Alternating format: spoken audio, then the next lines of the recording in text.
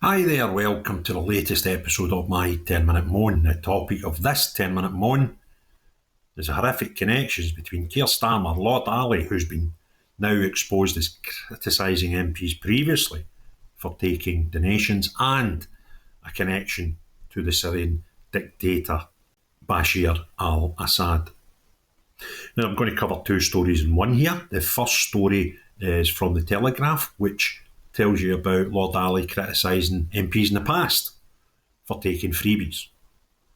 And the Telegraph's headline, Lord Ali criticised entitled MPs helping themselves to freebies in wake of expenses scandal. Labour donors' comments came after the Telegraph exposed Westminster widespread claims of abuse in 2009, which led to a system overhaul. So it appears it's got a lot of double standards, says our Lord Ali.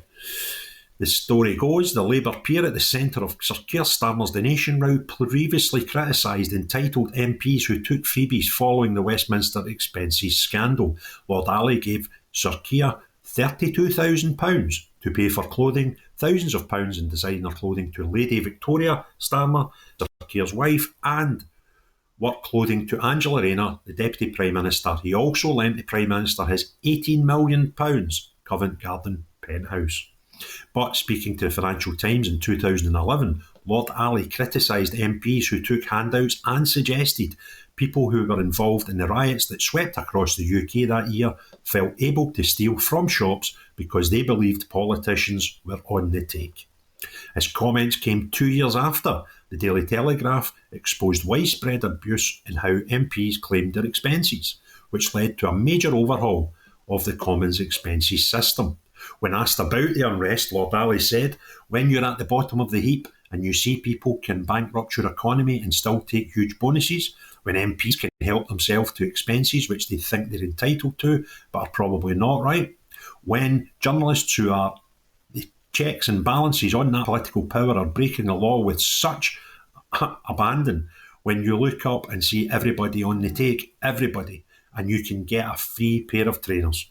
Tell me what the difference is between a free pair of trainers and a banker's bonus, or a TV set and a second home that isn't your constituency, or hackling Millie Dowler's phone to get £1,000 from the editor of some tabloid. Lord Ali added, the difference is it's 4 years in jail for the person who steals the trainers and nobody else. Sir Keir was the Director of Public Prosecutions at the time of both the expenses scandal and the 2011 riots, which came after 29-year-old Mark Duggan was shot dead by police. There is no suggestion of wrongdoing by Lord Ali, but the row over his gifts has damaged the government's popularity and overshadowed Labour's annual party conference last week. Sir Keir also initially failed to declare around £5,000 in designer clothing given to Lady Starmer by the peer. Although he will not face a parliamentary standards investigation, Lord Ali declined to comment on the growing row when attending the Labour conference. When he was approached by Serena Barker-Singh, a journalist for Sky News, he said, please don't, this is not very nice. Lord Ali's office and Downing Street were contacted for a comment. Now, when journalists put that last bit in about X and Y contacted for a comment, they're basically telling you, we phoned them, then they've dinged us. Okay?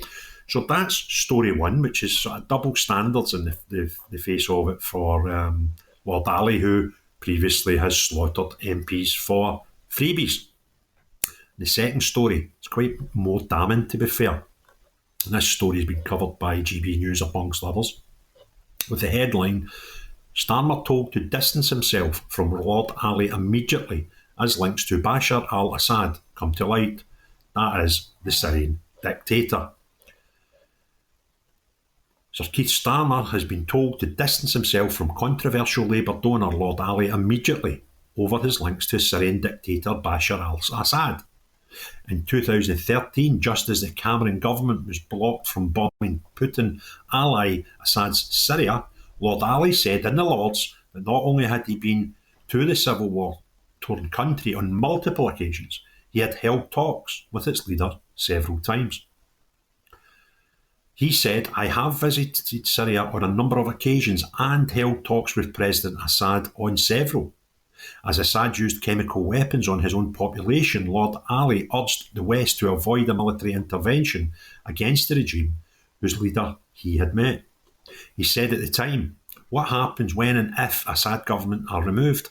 What is left behind? From my experience, it's soldiers with guns but no paymaster. I have listened to the list of things that this action is not intended to do, the same list that the Prime Minister gave in the other place. But that has not been the mood music being played by this government over recent months. It is the mood music that frightens us all, and it should be turned down." Assad's government ended up regaining control over the majority of Syria following the civil war. Today, the country enjoys strategic links to Russia and Iran. After political blog Guido Fawkes brought Lord Ali's comments to light, the Conservative Party have issued a scathing response, taking aim at the Prime Minister's judgment. A Tory statement read, "Not only does this revelation raise some serious questions about Lord Ali's relationship with President Assad's regime, it puts Keir Starmer's judgment even further in doubt. Starmer should disown Lord Ali's position on the Assad government immediately." This whole thing gets absolutely bonkers, more bonkers every day. And where does it stop? Because the first thing was it was clothes for his wife, then it was £16,000 worth of clothes for him, then it was another, it's now at £32,000 of clothing for him. We've got the £2,000-3,000 worth of glasses. We've got use of his penthouse suite, not only for what he's telling us was for his son's benefit because he had his GCSE exams to study for, but also, as we found out, Keir Starmer used that same flat, his friend's flat, not his, to record videos during COVID, when lockdown, when you and I couldn't see our loved ones for months. And he was in Lord Ali's flat.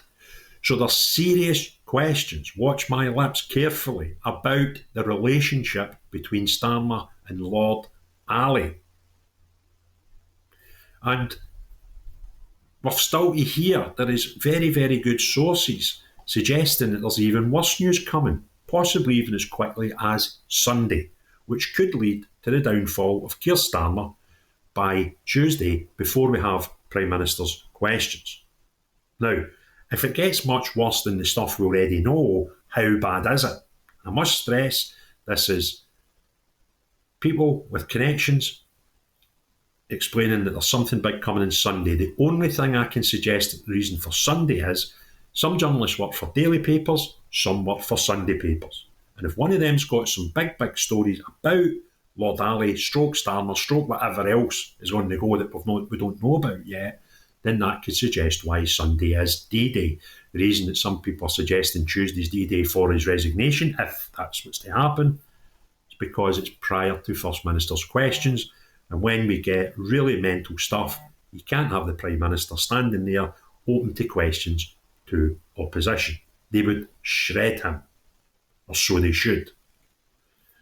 But where does it stop? I mean, it's just bonkers. It's just, everybody knew. I mean, I used this phrase often during the election campaign, and that Labour were going to win. They were always winning this election. And it's just down to what your preference was, a jobby or a shite. Both Labour and Tory, terrible in governance, but nobody could have predicted. Now, there were people predicting it was going to end in disaster. That was quite obvious, because the Labour Party are not great governing. But the time taken, we're not even into October. The general election was on the 4th of July. In 3 months. They've practically destroyed their country and destroyed their own party. The whole thing is mental. And if it ends on Tuesday, as many are predicting, by Starmer having to resign, by some news that's apparently coming out tomorrow, Sunday, then 3 months the guy over lasted. No, even. It is absolutely bonkers. Can we please, in the United Kingdom, and I mean Westminster and Holyrood, please have some people in government that are not on the take and actually competent at doing their job. And if that is not any of the existing parties, then get shot a lot of them and let's have a reset. Let's have a political reset for Scotland will be first, obviously, because we have a general election in 2026. But the whole thing's gone mental. If you enjoyed the video, please give it a thumbs up. If you've not already done so, please hit the subscribe and notifications bell. But most importantly of all, unless you're Keir Starmer or any politicians on the take, or anybody in the Lords that quite fancy standing up for people that are dictators in the Middle East. Not you guys, but everyone else, have a great day. Cheerio, bye now.